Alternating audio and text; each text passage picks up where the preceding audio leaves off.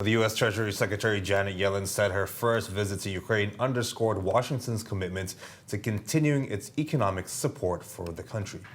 Yellen said following talks with Ukrainian Prime Minister Denis Shmyhal that the U.S. has provided nearly $50 billion in security, economic, and humanitarian assistance and announced another multi-billion-dollar package to boost the country's economy.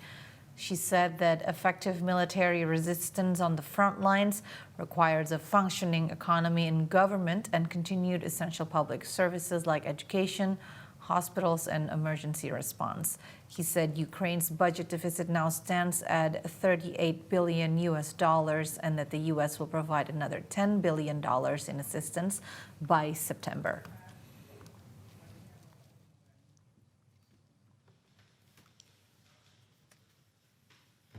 Шановні колеги, вітаю. До вашої уваги брифінг прем'єр-міністра України Дениса Шмигаля. Стосується допомоги Україні.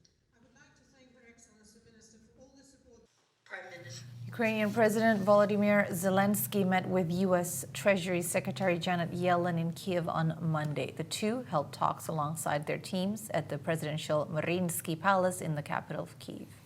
Zelenskyy said he discussed with U.S. Treasury Secretary Janet Yellen ways to divert Russian assets to compensate Ukraine for war damages.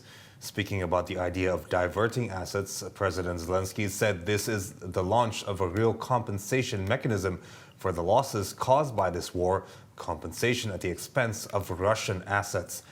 Zelenskyy also said that 2 emergency service workers died on Monday in a Russian drone attack in the Khmelnytsky region.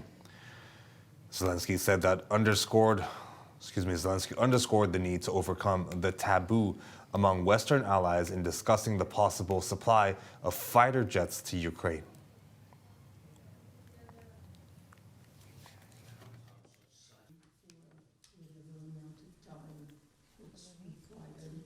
Americans to understand